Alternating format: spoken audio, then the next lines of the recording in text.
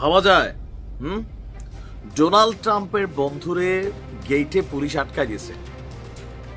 ওই পুলিশের চাকরি এখনো আছে, তবে থাকবে কিনা আপনার কি মনে হয়? বাংলাদেশে আমাদের ঢাকায় অবস্থিত যে যুক্তরাষ্ট্রের দূতাবাস আছে, সেই দূতাবাসের গেটে ডোনাল্ড ট্রাম্পের যে বন্ধু এসে হাজির হইলেন, পুলিশের তো চক্ষু কপালে।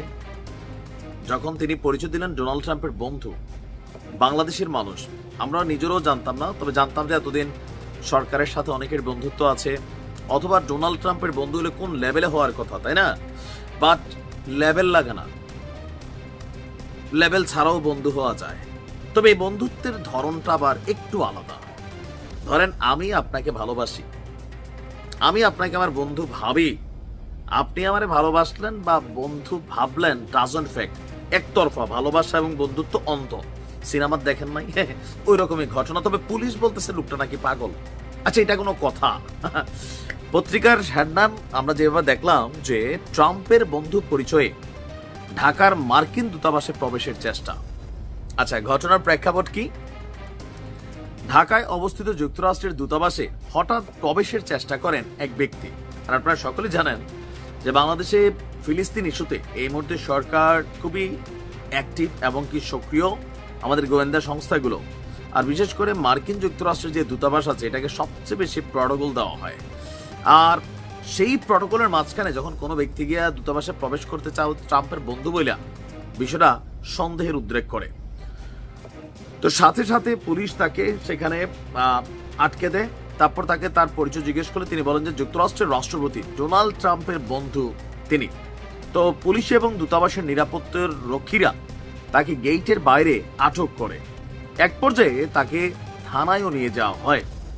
পরে আপনার থানা থেকে এই ব্যক্তির পরিবারের সাথে যোগাযোগ করা হয়, বন্ধু বান্ধবদের সাথে যোগাযোগ করা হয়। তারপর জানা যায় যে খুব সম্প্রতি তিনি আসলে পাবনা থেকে বের হয়ে আসছেন, এখনো চিকিৎসাধীন আছেন, মানসিক ভারসাম্যহীন। পুলিশের সামনেও, পরিবারের সামনেও তিনি বারবার বলছিলেন যে ট্রাম্প তার বন্ধু, প্রয়োজনে ফোন লাগায় নাকি কথা বলতো। কোন লেভেলে ভালোবাসা হয়ে গেছে ট্রাম্পের জন্য। ভারতে দেখছিলাম পূজা রুজা করে। যাই হোক, তবে পরবর্তী সময় তাকে পুলিশের জিম্মায়, পরিবারের জিম্মায় তাকে ছেড়ে দিছে। আর তার নাম পরিচয় পুলিশ জানায় নাই। আমি এটা ভালো মনে করি যে নাম পরিচয় জানা নেই। গতকালকে দুপুরবেলায় রাজধানীর নতুন বাজারে অবস্থিত যুক্তরাষ্ট্রের যে দূতাবাস, সেই দূতাবাসের সামনে এই ঘটনা। নতুন বাজার থেকে গুলশান 2 নম্বরে যাওয়ার রাস্তার পাশে যুক্তরাষ্ট্রের দূতাবাসের যে গেটটি আছে, সেখানে ওই ব্যক্তিকে আটক করে পুলিশ। ওই ব্যক্তি বাংলাদেশি ইউএস সিটিজেন। বিষয়টা বুঝতে পারছেন? একবারে হালকা ক্যারেক্টার না, পাগল টাগল না, বাংলাদেশি ইউএস সিটিজেন। তবে তিনি মানসিক রোগে আক্রান্ত। পৃথিবীর অনেক দেশের রাষ্ট্রপতি তার বন্ধু, যুক্তরাষ্ট্রের রাষ্ট্রপতি ডোনাল্ড ট্রাম্পও তার বন্ধু। আর এখন তিনি আবার প্রশ্ন করেন সেখানে যে প্যালেস্টাইনে কেন যুক্তরাষ্ট্র হামলা করছে, এগুলো নিয়ে তিনি রাষ্ট্রদূতকে জিজ্ঞাসাবাদ করবেন। আর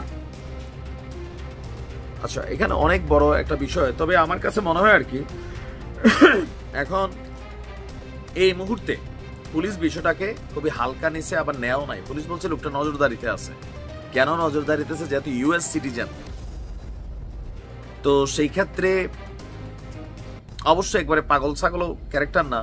তবে মার্কিন যুক্তরাষ্ট্রের দূতাবাস ঘিরে নানান ধরনের হুমকি আছে। আমেরিকার একটা বক্তব্য ছিল, সতর্কতা অবলম্বন করতে বলা হয়েছে। সম্ভবত এই সকল কারণে তিনি নজরদারিতেও আছেন। ভালো থাকবেন।